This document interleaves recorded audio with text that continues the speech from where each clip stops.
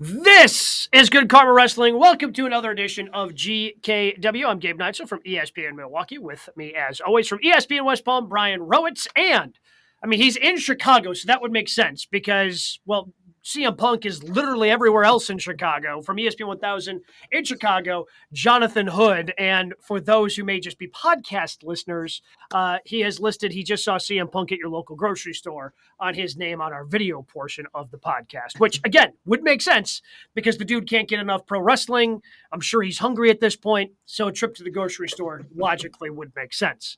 He pops up. He pops up at Raw. Pops up on Impact. He's at your local grocery. He's watching hockey at home. The guy is just everywhere except AEW. Except where he is supposed to be, which is AEW. Joey Janela says he's not allowed at GCW until he sees all the Rocky movies. So that's why he was not appeared there yet. Oh, okay. That's fair enough. That's fair enough. That's a good rule by Joey. Good. Well, except for Rocky V. If Punk skips Rocky V, nobody will judge him for that one. That's fair. Something that we are going to pass judgment on.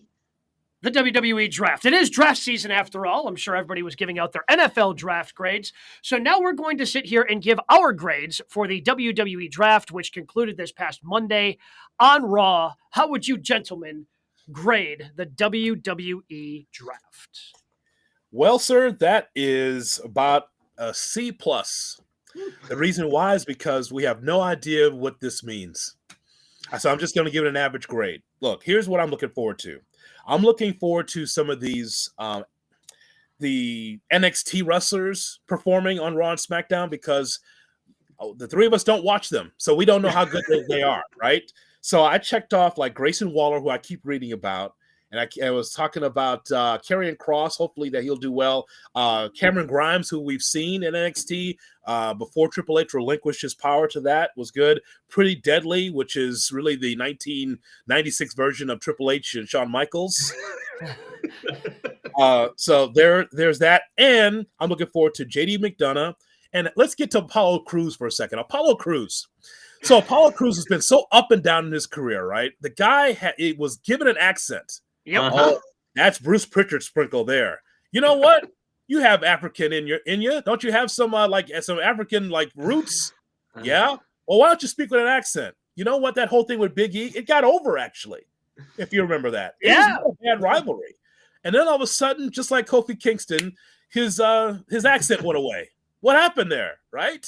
And then he went to NXT, and Apollo Crews is a very good wrestler. Yep. Now that he's back on the Raw side of things, hopefully he'll be given an opportunity. But he and Big E, I think, did well. But here's the thing. He's back in Raw, but will he have his accent back? That's the question. That is. And then him celebrating as if he's a big call-up. It's like, no, you've been here the same way that Jinder Mahal, who, was a world champion. The big, he's getting the call-up to Raw or SmackDown. I don't remember which way he's going. That part was a little bit weird this week. Can someone explain to me, I'm 5, the free agents, and what that means? It sounds like a wild card thing. Maybe they should go with that verbiage. Well, but so Brock Lesnar, sure. Baron Corbin, don't care where you show up, pal. Just pick a night. Pick Monday or Friday. I really don't care about the mystery if you're showing up on a certain night in a certain location. It's just some of it. It was the comment from Andy G on YouTube makes the most sense. It was uneventful. It was, the legends came out, they got their pop, you got to have some fun interaction with, some of them and seeing Teddy Long and JBL and, HBK was on both nights, but it was rather uneventful, I think, in terms of the draft. It just dominated so much of the night on both shows that the rest of the show just kind of got dwarfed in comparison. And, oh, by the way, we had a championship match on Friday that was somehow just jammed in at the back end for the tag team championships, which I've got questions about that as well. And don't forget, they allowed event Saturday. Are they allowed on both shows as the Raw and SmackDown tag team champions, even though they were just drafted to Raw? I've got a lot of questions and not a lot of answers, and my guess is that's just going to lead to, once again, this not really being a hard brand thing where people are going to start floating sooner rather than later. Yeah, that's why I don't give it a good, I give it like a D because the amount of questions that come out of it. You mentioned the tag titles, the women's title, they switched brands. Like, it seems simple, just call them something else besides show specific women's title and you're good, but we don't know what's going to happen there. The NXT women's tag champs got drafted to SmackDown and retained their titles last night. Yeah, Indy Hartwell, who was also drafted, relinquished her title. Just went, nah, I'm good. I'm gonna give this up. Somebody else can win this. Peace out. I'm out of here. Right. Like, and so you have that, and then the other big, not even question, but the big disappointment, Cody and Roman not on the same show, and it looks like we're going down Cody winning that other world title, that second place of, hey, finish your story with this title that isn't the actual title. Yeah, that's not the story that you have to finish. Right. That's not the story. The story is the Roman Championship, in which you can't find Roman because Roman's at the crib. Indy Hartwell, I believe, is injured. I don't know if that's a shoot or not. I think that's why she relinquished the championship. Again, ain't like I was watching it. I was just reading about it. So I'm just like, I think that is the case. But so I guess the reason why it's a C for me, guys, is just because of the new blood. All the other wrestlers we watch every Monday and Friday night. It doesn't matter what brand they're on. Right. And the way it works in the WWE, these people float anyway. And so I can understand if it's like, well, this is a Raw person. Here's why it's unique to this brand. They never explain that. They just have Eric Bischoff out there just to say, oh, my God, Eric Bischoff was on one of the shows. And talking about being a free agent, that dude floats more than anybody else. And also, if nothing else, the draft told me there's something, it's an odd relationship between Triple H and RVD. I don't understand. Like, I think Triple H has been jealous of RVD for a long time. Go back to the days when RVD was in WWE. It was just something weird. Like, Triple H felt like, I'll never be as cool as you. You smoke weed, and I'm clean. I don't know what it is.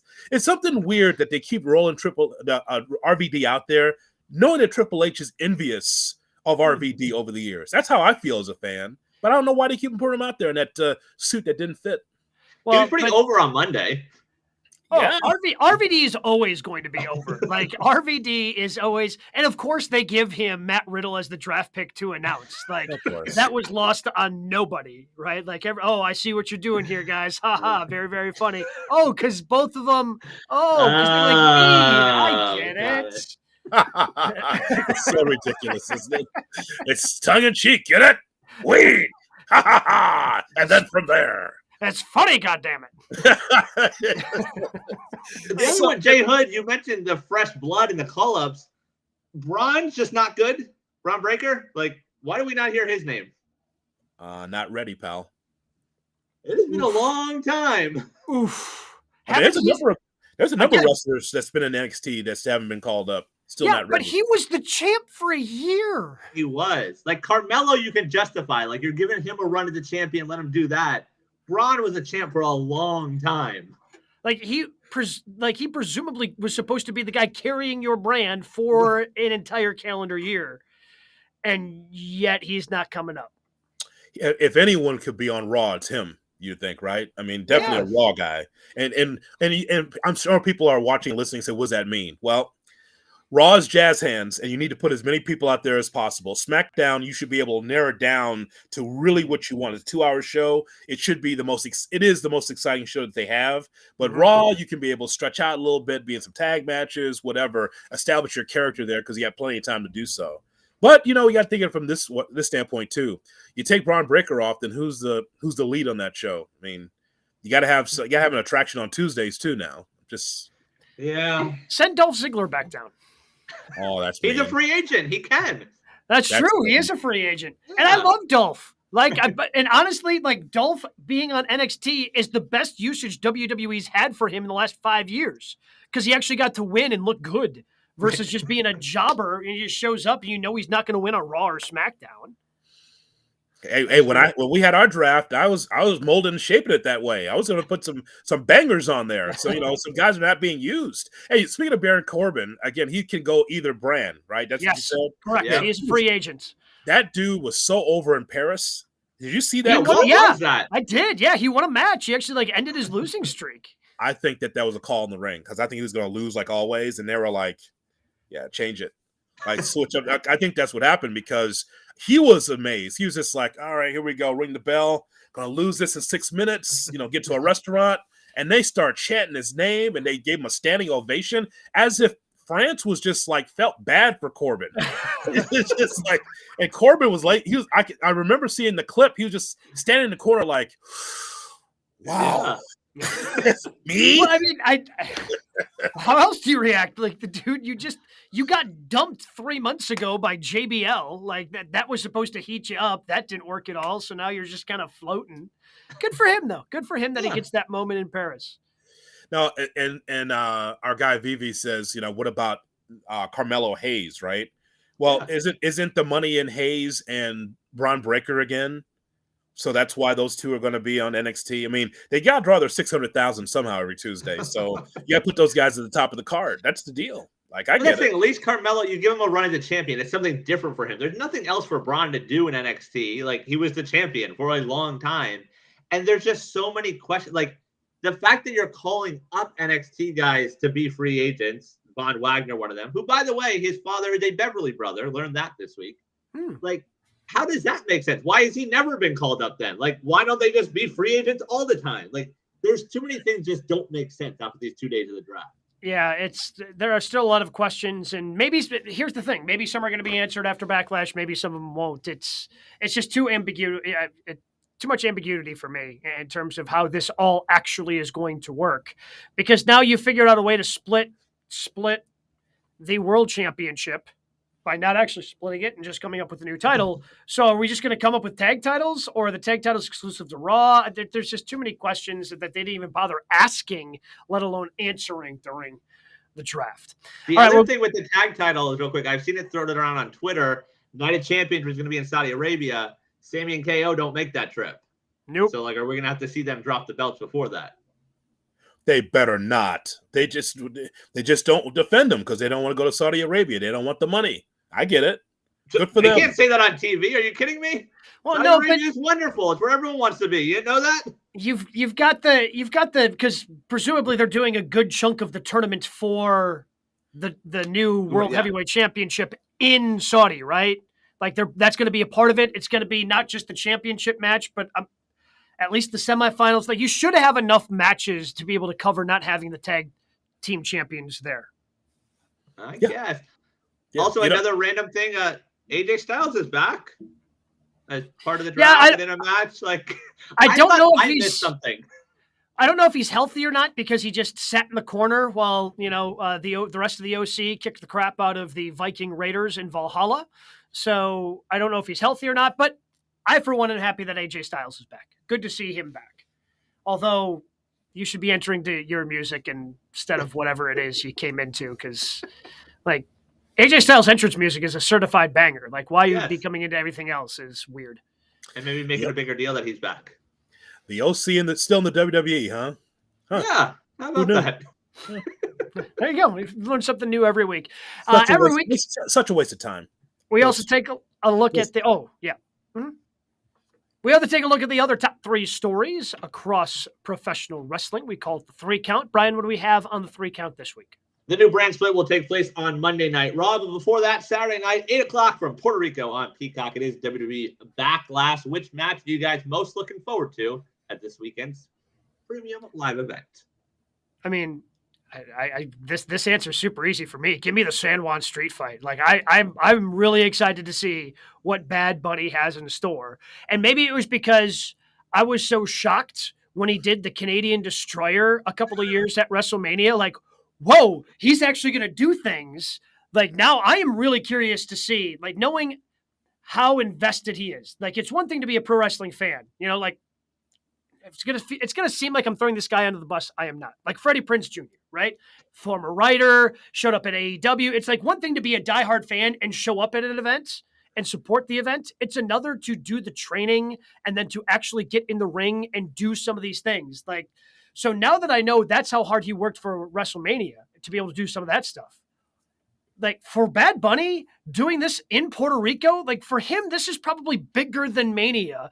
He's going to do something insanely crazy, and I am here for it. He has said on talk shows that Mania match was the greatest day of his life. This man has done so much in the entertainment business, and that is the crowning achievement. First of all, I'm saddened because our friend Gabe is not going to Puerto Rico with his wife. That's fair. That's fair. I'm sad, and this is a shoot. I'm sad because what a great opportunity for you and your wife to go to her native country and for you to check out wrestling. Because, like, to me, that's once in a lifetime. Because WWE has not been in Puerto Rico in a long time. Puerto Rico used to be a vibrant territory, a bloody territory, led by Abdul the Butcher versus Carlos Colon. And just blood all over the island, right? And so the territory was so hot that the fans would look for the heels in hotels. They'd be knocking on the door looking for Dutch Mantel. I mean, looking for these people. And of course, it's an island, so there's nowhere to hide. You can't drive off the island. So that's how real it was in Puerto Rico. And so the reason why, Gabe, I really want you to go, and I really was hoping that you get a chance to go, is because I would imagine, this is just what I envision, this should be like the World Baseball Classic or World Cup Soccer. I expect to hear the Zuzuvelas, and I expect to get the drums going and everything else because it's Puerto Rico. Because they've loved their wrestling for so long on that island, and I would imagine that this is going to be completely different than anything else that we see, unless the Puerto Rican crowd is just like, well, we have to stay quiet like Raw and SmackDown. It's family entertainment. Hopefully that's not the case there. I don't think that's going to be the case. I think we're going to get a hot crowd on Saturday night. Man, I know it kind of snuck up on all of us because they didn't announce it like in December or January. We're going to Puerto Rico, but man, I wish that you were there to give us like a report on what that's like, because that's got to be crazy. So so the answer to the question for me is I want to see how close Cody can get to trying to finish the story against Brock. What that looks like, right? What if Cody loses? So, right? Because doesn't that make more sense though? Well, who's booking it? That's why I'm intrigued. Is this a Vince booking or is this a Triple H booking? If it's a Vince booking, you know who's getting over. Well, also, you know, if that match goes on first, oh God, you know who's winning. You know Cody's going over. Like but that's like typical. That's how it works with Brock. Brock is going to go on first if he's losing. If it's later in the card, if it ends up being the main event, which I guess it could be.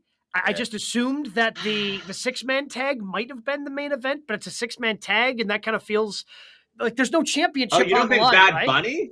No, that close out with your match. Gabe. Oh, Bad Bunny, yeah. Absolutely. Yeah. That's what they're there for, really. Let's be honest. 100%. Yes. Without a doubt. That is what those people are there for. Yeah. It should be a banger. Yep. But, yeah. I mean, the one I'm going to throw out there. Sorry, I was going to say the one I'm throwing out there, same thing with like that home country and that feel. Rhea and Zelina, I think, could be good. Like, they're going to be the false finishes. You're going to think Rhea's going to drop the belt. And I think those two can put on a pretty good match on Saturday. They built up little Zelina for the last few weeks as if she can really get this done. I just think it's funny. Yeah. She's been in the back pocket of like wrestlers for a while. She's so small, and now she's got the big headdress, and now she looks like she's look at the headdress. She's 5'11". No, I understand why she's there. Any other Latinos here? Put her on the card. I mean, that's what it is. Seriously, I mean, that's not a believable match. It's not. No. Sure, but she can go. I think she can, do stuff, and she's going to have the crowd behind her. There's going to be false finishes. I think that one's going to be fun. This will be the match of her life. How about that? Oh, 100%. Yes, yeah, without a doubt. Without a doubt. And I think they will do right by her, as Browett said. I don't think this is going to be like a quick 2-minute squash match where Rhea gets in a couple of dominant moves. Like, that's clearly how it will end. But I think that the story is going to be Rhea's underestimating her. She gets in a couple of, surprise moves, gets a couple of really close, 2.5, 2.99 counts, and ultimately Rhea goes over. Let me tell you something. Let me make it very clear. This better be close to a 50-50 match. If Zelina gets squashed, there's going to be a problem with that crowd. Yes. Yeah. Oh, yeah. 100%. Which is why I don't think you can. If Triple H is booking it, I have faith that Triple H will take care of it. Yes. If it's Vince booking, I don't have faith that it's not going to be a squash. I mean, if she gets squashed, there's going to be bottles of piss thrown in the ring. I'm just that's the way they did it back in the day. Because that's a shootout there, man. You better do right by her, or there's going to be a major problem. Oh. They put chicken wire on the walls back in the day. No, I'm dead serious. Like, if the heel got over, like, because back in the day in the old stadiums, they would just they would plow like holes into the brick wall so it could see through the wall if they couldn't get in the stadium. And if their guy didn't win or if their woman didn't win, they just throw bottles into the ring back in the day, man. I'm telling you, they love it. That they love wrestling in Puerto Rico. Absolutely. Other matches on the card. So we mentioned the 6-man tag match: Riddle, KO, Sammy versus the Bloodline of Jimmy J and Solo. Seth freaking Rollins against Omos. Anybody? No. Boy, that's a punishment match. What did Seth do to the company? What did he do wrong?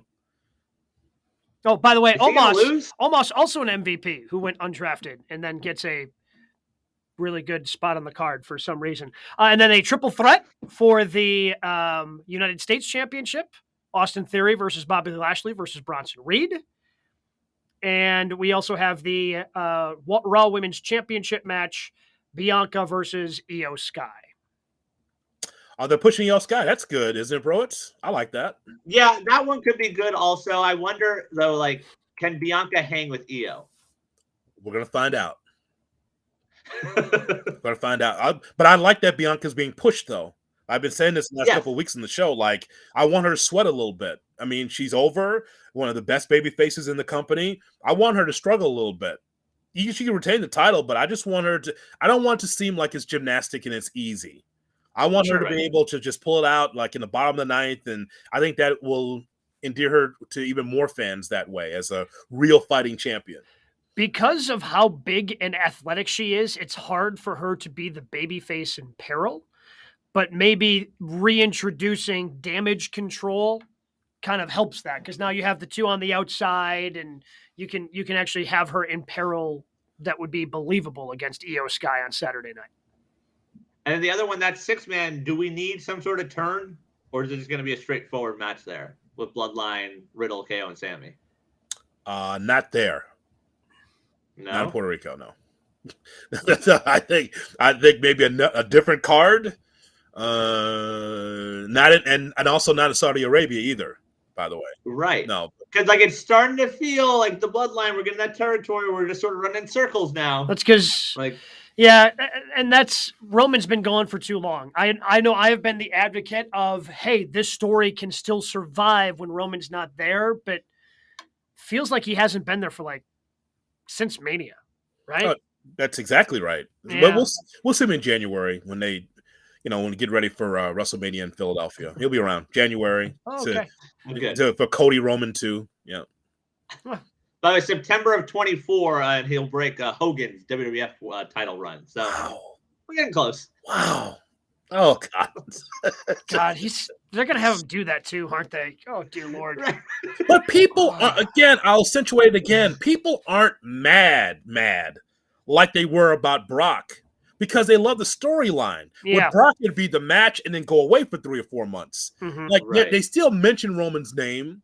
And this storyline where all of a sudden, like, Solo's giving a side eye to the Usos, that just extends it even more so. People aren't bored with it. They're not. No, that's the turn that I think you're talking about, right? Like Solo's going to turn on Jay or Jimmy, or Jay's going to go into business for himself. It's something on that side, not something on the Sammy KO Matt Riddle team. Yep. What do we got at number 2? In the AEW world, pre-sale open for AEW All In Wembley this week. Tony Khan tweeting today they've already sold 50,000 tickets, which equals $6.5 million. Tickets go on sale to the public tomorrow. So, guys, is AEW All In already a success? Yeah, it's already a success. Like, to sell that many tickets, make that much money, I'm sure they're going to that number is just going to continue to slowly go up and up and up. I don't know what it ends up at, but especially because you had somebody out there trying to say that the stadium was only set up for 43,000 tickets and they're already at 50,000. Like, this is... And Bully Ray had a really good tweet about this whole thing because for whatever reason, yeah, I know, shocking, right? The look on Jay Hood's face was like, "Wait, what is it? What did you just say?" Yeah, we'll hear about that one, but go ahead. But it's funny because once this was announced, there was clearly a part of the fan base, wrestling fan base, not obviously AEW fans, that just thought this thing was destined to fail, almost felt like they were rooting for it to fail. And he pointed out, hey, it took stones for Vince to run the Silverdome back in the day. Like, it took stones for Tony Khan to do this. Good on him for having the stones to do it. And it's okay. So what if they don't get 90 to 100,000 people? Like, you can still, I think, with 50,000 people, make that thing feel pretty full the same way WWE did in Nashville for SummerSlam. It's not like that thing was packed to the gills with 80,000 people, but they still had a hot crowd, still felt like a really good crowd at SummerSlam this last year. And I think you're going to get something really, really good in terms of a rabid fan base in London that is going to eat up whatever AEW puts out in the squared circle that night. It's a longer conversation, and we'll have it at some point, but I will never understand why fans plant their flag and just hope that AEW dies, or AEW fans think that WWE is going to die. Did anyone live through when the WWE was by itself and when they bought WCW? You know how much crap that was to watch every Monday and every time SmackDown was on? It was lonely. It was horrible. It's good to have variety. So I'm rooting for everybody. I'm rooting for wrestling. When WWE does well, AEW does well, that means that the indies do well and the whole business does well. We have a show because everyone eats. Everyone is interested in the product, in the genre. So I don't know why people feel this way. Go ahead, Gabe. Well, it's not just, it kind of goes back to, I know you're typically the historian that likes to talk about the territory days, but when somebody needs a refresher, when a free agent actually switches brands, it refreshes the character. It makes WWE or AEW, where that free agent shows up, it makes it just feel fun and exciting. And you've got two really good, you've got two really good wrestling companies that are healthy financially, presumably, and that's only good for the business. So what we have here, bro, it's again 7 million is where we are right now. We're all in 6.5. Okay, so pretty close then, right? Just pre-sale. So this is literally if you had a code from like Fight TV or AEW Shop, like it opened to the public tomorrow. Okay, so just for historical sense, the 6.5, 7 million that All In has made has already surpassed Cena versus Miz at WrestleMania 2011. It surpassed Triple H versus Orton in 2009 in Houston at WrestleMania. It's on its way to surpass Reigns versus Owens in San Antonio. That was last year. It is 8.2 million was made with Cena versus Rock. 8.5 million was Reigns versus McIntyre in Cardiff. So, wow. Okay, so like it's like you said, 6.5 now to 7 million now. Wait until tomorrow and moving forward as we get closer to the event. This event could be top 10 in the modern era of how much money they're going to make in this. When you broach the question, bro, it's at first, can they be able to fill it? I said without question, because the UK fan is rabid about wrestling and they want to be part of AEW's first big special event. Arthur Ashe is nice for the 20,000. It's nice to New York. But if you get people to travel over there and the rabid UK fan, even if they're 25,000 shy, it's still a success. It still will make top 10 as far as how much money you're going to make with this. Hats off to them, because that is amazing. You draw 4,000 in Milwaukee, but you can draw almost 60,000 in the UK. Pretty good.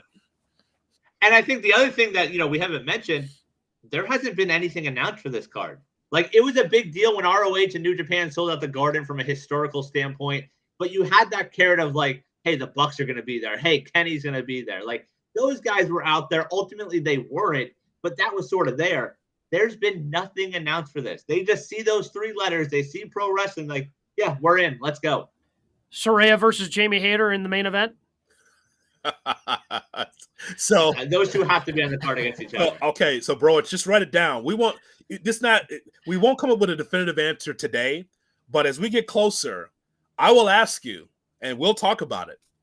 MJF on the top of that card? And the other question to that, the beef to that is, because of how much money's already been, put into this, does it matter? Does AEW turn into WWE in which you say, AEW's coming to town? Oh, I'll buy a ticket. You don't even know who's on the card. I don't care. I'm just going because that's how WWE does business. I mean, there's no promos leading up to, hey, WWE's coming to Bangor, Maine, and here's the main event like they did back in the 80s and 90s. They just say WWE's coming to town. Oh, I'm going to get a ticket. Yeah. Is Roman's not there? Doesn't matter. I'm just going. So, it's a general promo they run in every town. Seth freaking Rollins will be there. They just like list them off. They don't even list matches. They just say, here's who's going to be here. We don't know what they're doing, but they get the big voice guy. Oh, and Becky Lynch will be there. Right. And by the way, always in non-HD for whatever reason. I don't know why that is. If you ever notice, it's never like the full HD. It's just like random names they throw out there. Just like before, you need to know who's on the top of the card. I'll go. Right. Who's on the card? Oh, Hogan's on the card. Oh, I'm going. Now it doesn't matter. Well, I mean, sort of off that line then, like we've talked a lot. We talked about what should main event. We all were on the same boat with CM Punk. We also think CM Punk might be a 1 or 2 time thing. Do you waste Punk on London? Yes. Yep. You sure? Do you have to? Yeah. Yep. If he's going to be broken for All Out, though, like that doesn't matter. It's like Chicago, though. I've seen him in Chicago before. It's fine. You go all literally all in. Everybody. You have to. Yeah. Even though you don't have the card announced, you have to reward that loyalty. Sure. And you have to put on in. Because we're all assuming that All Out is still happening the week after, right? Like they're still going to be having All Out back in the States, presumably in Chicago. Like that card, you worry about it after. Like the Chicago fan base, what you're just describing, Jay Hood about, AEW's in town. That's the way Chicago is with AEW. Oh, AEW's in town. I'll buy tickets. And Chicago just shows up the Wednesday before Thanksgiving. They're still going. Like, it's unbelievable the passion they have for AEW in Chicago. So I'm not worried about that. You have to reward the people that haven't gotten a show in God knows how long, and you're doing it at Wembley. You have to reward that blind faith that so far 50,000 people have given you. And that number, again, is just going to continue to go up tomorrow. And to your point, Jay, about the historical context, that 50K has already surpassed anything WCW ever put in. 41,000 at the Georgia Dome was their high. And the Tokyo Dome only holds 45. So it surpassed all the Wrestle Kingdoms already as well. That and the whole thing with the Georgia Dome was Eric Bischoff trying to show Turner, like, it's pretty much a blank measuring contest. Like, hey, look, we could do this. We're going to change the belt. We're going to give Goldberg the belt that night. You remember, right? I believe it was that night. Because it should have been a pay-per-view, and they're like, yes. "Hey, we're gonna give it away free. We're gonna put it on Monday nights just to beat Raw." You filled up that many people just to beat Raw, and because Turner executives were there that night. What's going on with this wrestling? Well, come look at our big crowd. Like, so ridiculous, right? So, and by the way, let's stand by for Eric Bischoff. I'm sure he's gonna have something to say that AEW is going to be anything that WCW did under his direction. Well, I mean, you guys alluded to it a little. So the number we've seen in terms of total, it's going to be somewhere between 80 and 90 is what it's going to account for. Do you have to get to a sellout at this point? No. The staging, you got to, you got to. I mean, you have to correct. You got to have the staging correct. You know, you got to figure that out depending upon how many you have. But I think you're going to be able to do it just fine if you continue on the pace that you're on. Like if it's set up for 80 and you get to 70, like. Sure. With 70,000 people, it's easier to hide. For example, let's just use Milwaukee as an example.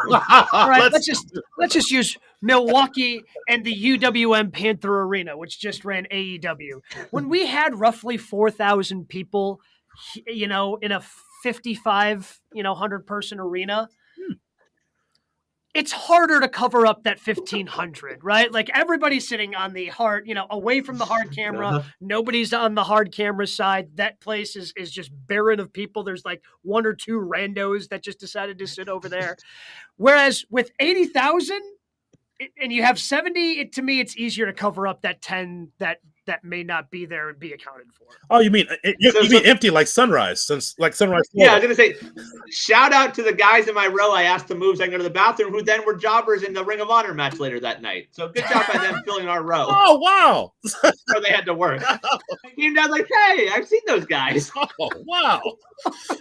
You said nice crowd though, right? In Sunrise, you said, yeah. I saw the picture. Overall, you put the pictures up at GKW_wrestling on Twitter. It's like that non-hard cam, nobody there.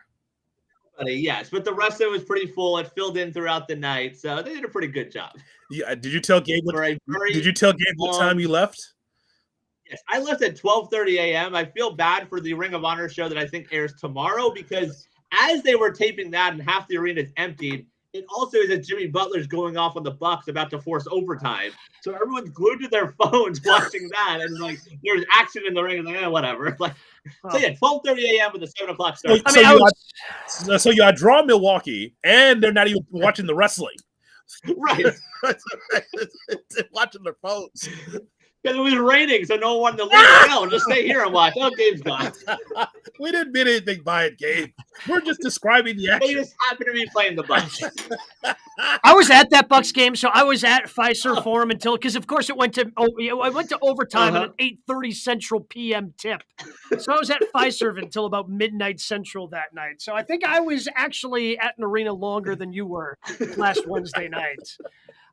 But to answer the question, I think we all agree that All In for AEW already a success with 50,000. Number is growing. Am I worried about Tony Khan being able to book something that is coherent for both weekends? Yes. But the one thing I do know for sure is both nights, the live crowds in Chicago for All Out, in Wembley for All In, the live crowds are going to be treated to a hell of a show because the guys and gals over at AEW just know how to get it done inside the ring. What do we got at number 3? Jay had talked about everyone eating in the wrestling world. Well, a week ago, Trinity Fatu making her Impact Wrestling debut that will air tonight on Access. She takes on Kylan King, a Florida native. So, guys, Trinity signing with Impact says what about the wrestling world? I'm going to defer to our Impact expert, the man who doesn't miss an episode. Make sure he tunes in right after GKW airs every Thursday night. Jonathan Hood.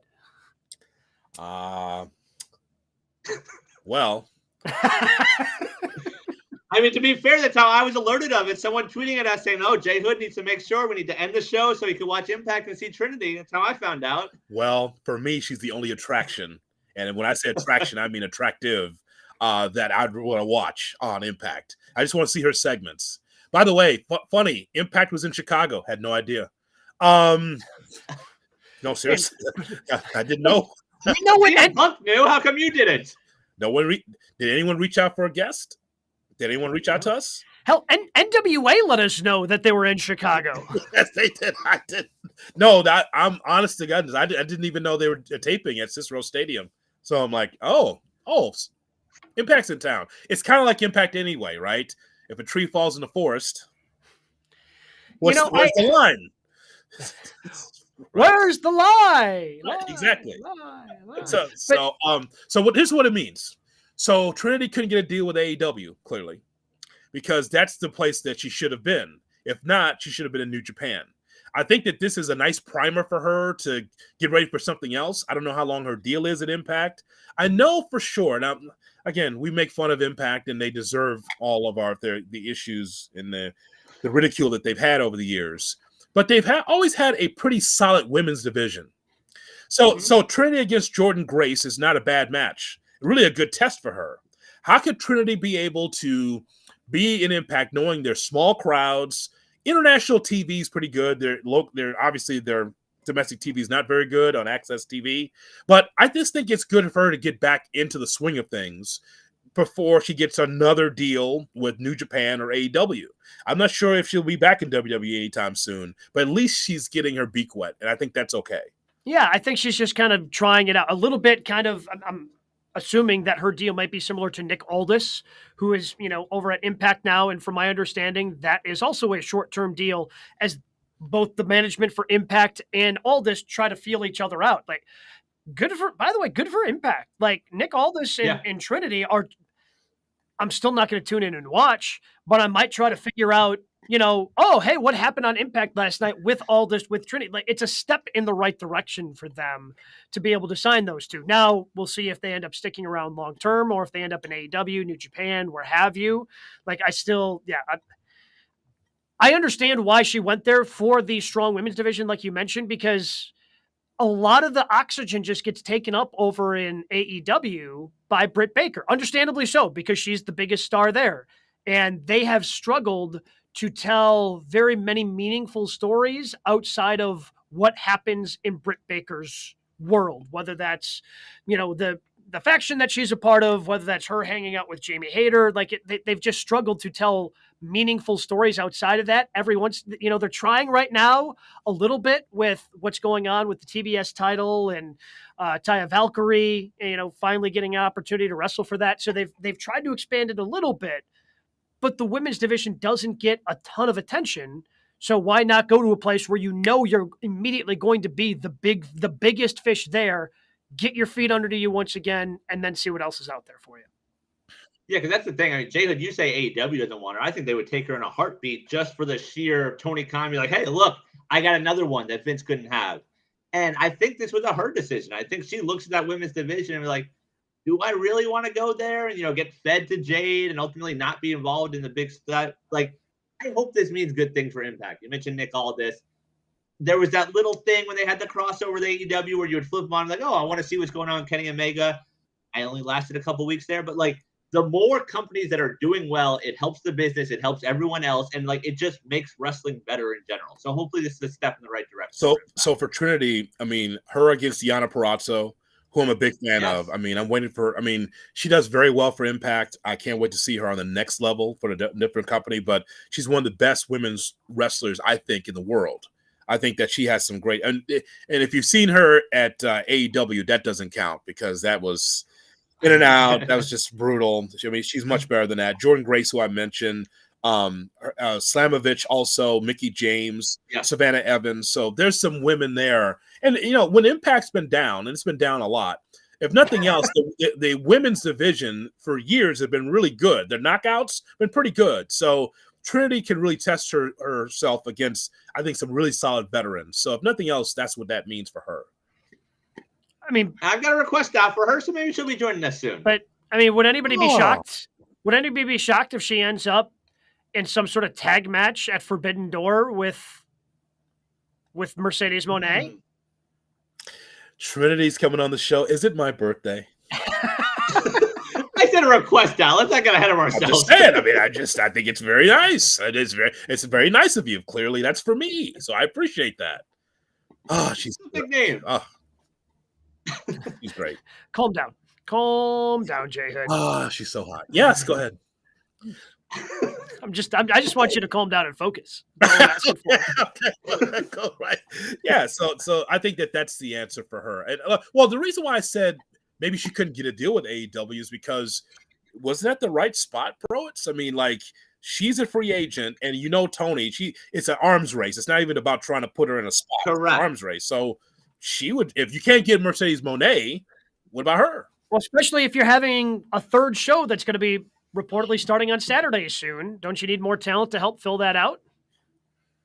Well, that's the thing. That's why I'm saying hopefully Impact gets that little bump, because there comes a point where wrestlers AEW is cool and all, but they're a time where you're just left behind. There are too many wrestlers over there right now. And same thing with WWE. I mean, Johnny Gargano was an afterthought in the draft this week. He's not on the show talking about having a WrestleMania moment. I don't think that's ever going to happen at this point. If Impact is just another thing where they could be developmental for AEW for all I care, just give somewhere else for wrestlers to go get some work in and ultimately give us great wrestling matches. Yeah, I'm hoping for the best for her, because I think professional wrestling is in a better spot when she is in it. But also, if this doesn't bring more eyeballs to Impact, because again, Impact is hard to find on television, right? It's not an easy thing to search out. I hope she ends up where her talents are going to be appreciated, and then where they can be easily found by a professional wrestling fan who wants to watch her wrestle. It would have been dope for Impact to reach out to us. They didn't. I would have. I mean, we can still talk to people from there. I get that. It's just but honest to goodness, it popped up on me oh, they're in town. They're doing TV tapings. Oh, it's interesting. Yeah, didn't know. Phil should have shot you a text beforehand. Hey, I'm going to Cicero. You want to come with? No. The really weird parking situation over there. I'll tell you my parking situation. So the production and the wrestlers park in this cage that's right next to the arena. It only holds 1,000, but it's tight and it gets loud. and I could never find parking around there. So you can actually walk up and pull the cage open, the parking cage, and then drive in and then close the cage back. That's what I do. I'm parking right next to whatever wrestler. The Funkasaurus. Yeah. Highest himself. Rhino. I had to look it up. I parked next to Johnny Swinger. There you go. Congrats to Johnny. Yeah. What do we have in news and notes this week, Brian? All right, plenty going on. AEW Double or Nothing coming up May 28th, and we have our main event. It'll be a fatal four-way for the world title. Darby Allin, Jungle Boy, Sammy Guevara, and MJF following their tag team match last night. Also a tag team title match. FTR defends against Jeff Jarrett and Jay Lethal. Second straight pay-per-view that those two in a tag team title match. Kind of a convoluted way to get to all those matches, right? Like we had to go to the Briscoe chicken farm in order to get a challenge. It was kind of a comedy that was bit. pretty entertaining. Not gonna lie. Oh yeah, the like chicken farm was entertaining. Yeah, that was good. But I don't know if I want a serious championship challenge done as part of a comedy bit. That was the only thing that was weird there that kind of stuck out. But okay. I mean, Briscoe's dad stole the show. Like when Briscoe's dad showed up, Papa Briscoe was fantastic, and. Man, Tony is just struggling with finding meaningful ways to build to feuds because after what happened last night, the whole tournament and all, it just kind of meant everything didn't matter until what happened last night. And we're getting ultimately what's going to be a great match for Double or Nothing in a fatal four-way pillar match, but the way we got there wasn't great. It was not, because the audience knew that the final four, the pillars, would be the match. You can do all this stuff and try to do sleight of hand with Sammy and MJF, but I think all of us knew that it was going to be a four-corner match. So I don't know. We said it. I looked it up today, by the way. Yeah. March 15th is when that first promo happened with all four of them that we all loved. And at that point, we're like, okay, we got a fatal four-way. Our question was, is it too early to do the fatal four-way? That was March 15th. And we still have 3 more Dynamites before Double or Nothing. I'll ask you this. From the other 3 guys, MJF's the champion. Who's more believable to be the next AEW champion? Jungle Boy? Is it Jungle Boy? I think it's Jungle Boy. See, I was going to say Darby just because some of the stuff we've seen him do in the ring. So you're saying it's not Sammy at all, right? No. Especially after he, I don't know what the hell they decided to do with him. They just turned him into a dumbass. You accept money from someone, now you're their best friend? Is that how that works? You know the problem with this match? You know the problem with this match? Is that even the champion, all 4 guys seem like they're at the same level. Mm-hmm. It's not like, oh my God, it's The Rock against MJF. Oh my God, it's Triple H. Because it's about the build of the character. Yeah. See that? You can book a match. And the match is going to slap. It's going to be fine. Yeah, it's going to be fantastic. I'm saying, but as a fan, I have to believe, you know what? Out of these 4, I want MJF to lose so bad. I can't wait for Sammy to be able to get it done. Well, okay. Right. But Sammy's at the same level. They're pillars, but they're 4 legs on the table that's the same.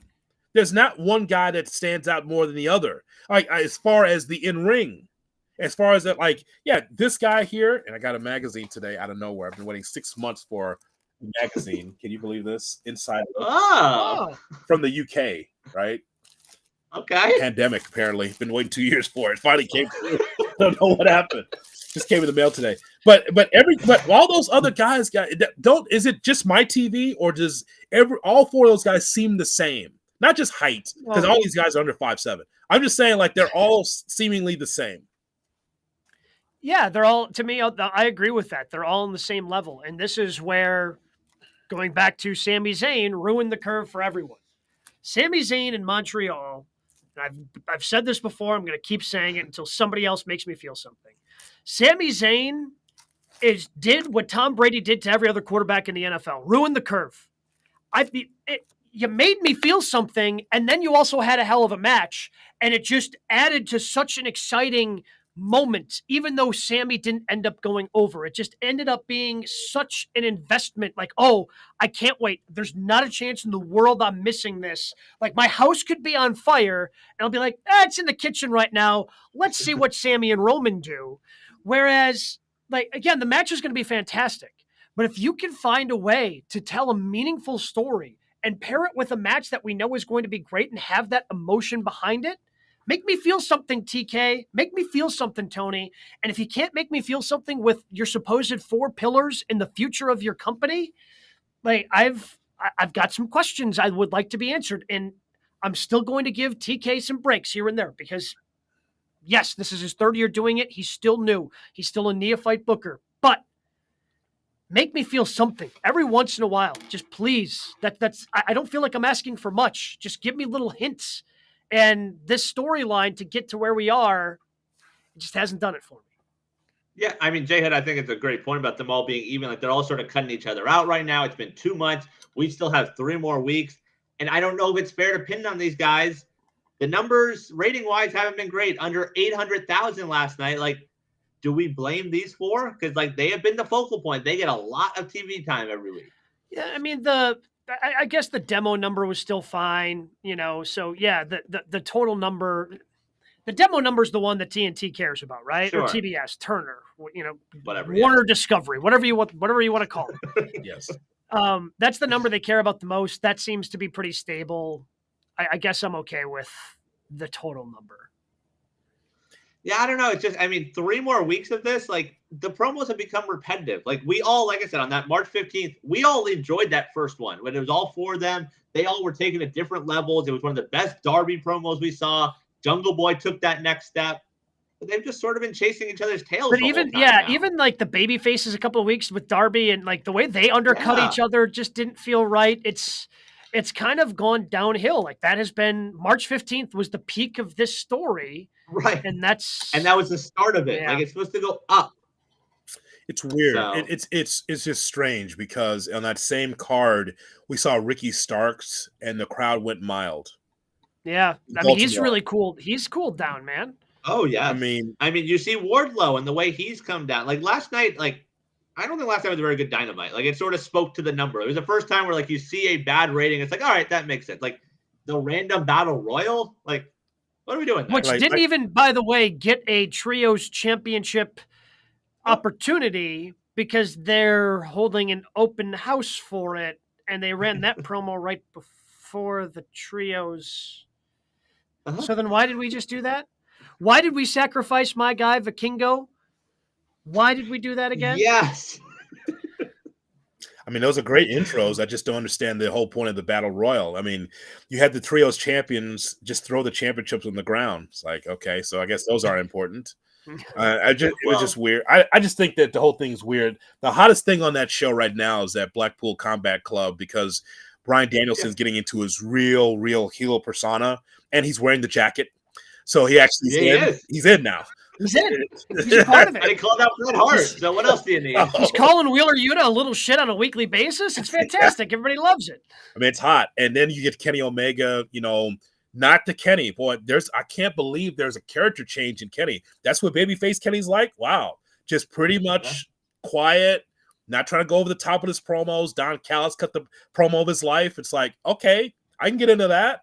Why is that hotter than the main event at this pay-per-view? That's true. I mean, the other thing here in news and notes which might contribute to, 40, 50 guys being on the card. AEW Dark and Elevation have been ended for the time being. This has to do with AEW Collision coming your way in June. AEW content will be having to air on Warner Brothers Discovery. That does not include Ring of Honor. So maybe they have to get guys work now. They don't have these YouTube shows. Okay, we're gonna have to hire some talent here to do another show. Not the 3 of us. We need to have like 2 more people to do this show because like a Saturday night for 2 hours.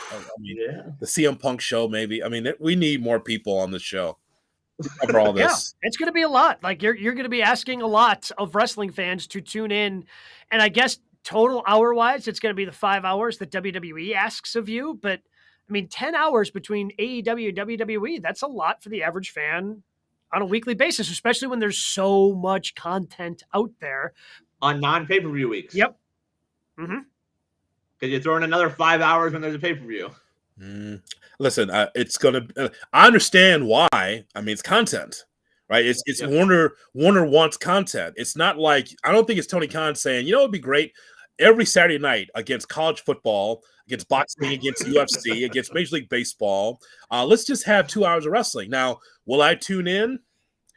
Probably not live. And if it's like AEW Dark and Evolution, Elevation, then no. If it's going to be just all squash matches, no. But so if you're going to have that, then what happens to my ROH shows? Because those actually are really good matches. Well, why don't they just make that Rampage? Like, no one's watching Rampage. Like, why don't you just cut out Rampage at this point? You're not. What do you mean no one's watching Rampage? Aren't you watching at 4:30 in the afternoon? Aren't you watching it? When I'm there for 17 hours of Dynamite, I'm watching Rampage. Other weeks, I'll pick and choose what I watch. You can't. But as you know, Gabe, if the company says we need more content, you can't say no. You just got to figure it out. You got to figure it out. And again, that's going to be a part of their keeping CM Punk away from everyone game plan, which we'll see how else that works. You got anything else in news and notes, Brian? Yeah, real quick, in the WWE world, Road Dogg has told his podcast, I don't know where it came from, WWE has assigned a new writer to Bray Wyatt. He has not been on TV in about 2 months since his return. Just one match. That was his glow-in-the-dark match against LA Knight at the Royal Rumble. There's got to be an injury, right? Because yes. I mean, if you're assigning him a new writer, clearly he's going to be coming back. He was out of the draft. I'm assuming Alexa Bliss is a part of whatever story they want to tell going forward, because she was not available to be drafted in the draft. She's been off television as of late as well, and was starting to hint to be a part of the Uncle Howdy gang, or whatever you want to call it. I don't know. The Howdy Doody gang? I don't know. I don't know, Gabe. Gabe's going to be Bray's new writer. That was a leak there. Is that breaking news? It's going to get aggregated on Yahoo Finance. No, he's sick. That's the report, is that Bray's is under the weather, and I don't mean like cold. There's something going on there. That's why he wasn't at WrestleMania. New writer, what does that really mean?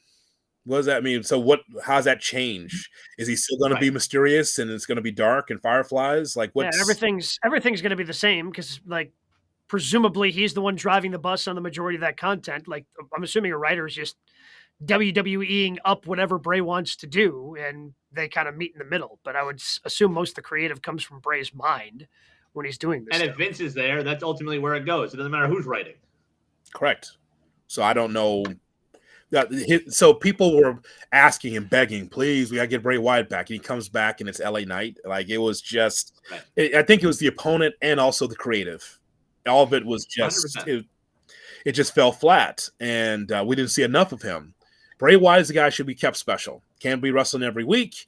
He has to be able to lock in on a pay-per-view of some sort and have a really good match. Of course, the first time around, he'd be in pay-per-view matches and lose them all. So I don't know what that means. So I mean, the character that's stuck. So I don't know. Yeah, I don't miss him. I was excited for his return. The way it went, yeah, I'm with you. I don't miss it right now. I don't, because it just kind of treaded water for so long. They didn't actually go anywhere with the story. And if indeed he does come back and is in WWE, hopefully they can find a way to pick up pace so he's not cutting rambling promos each and every week. And that also was after the nearly 6 months of QR codes and having to run web design to get little Easter eggs before he actually debuted. What did you guys have for your match of the week? I liked the end of Dynamite with MJF wrestling on TV. How about the world champion wrestling on TV? How about that? Yeah. With Sammy, I think that the Pillars wrestling against each other was pretty good. I liked the main event of Raw as well. I think that was a good match as well. Wait, what was the main event of Raw? I get lost in the draft. It was Riddle and it was Solo and Becky Lynch's husband, wasn't it? Wasn't that the match? Oh, yes. It was Solo and Rollins, yes. Yes, that's what it was. I did not write it down, but I did enjoy it. Yeah. Yes. I just got lost because I didn't watch it live. I watched it back. So like trying to figure out between the draft picks and when the matches were, it was just kind of convoluted in my mind. Yeah, so that's why I think between all that, like I didn't have a lot of matches to choose from. Like the one I wrote down was I enjoyed Starks and Juice last night. I agree that they've completely cooled off Starks. Like he was so hot after that MJF match, and then you had the. Okay, he didn't like that. Gabe didn't like that idea. The Jericho thing, like Starks was doing his part, and overall, like just they've completely killed that, which is disappointing. Yeah.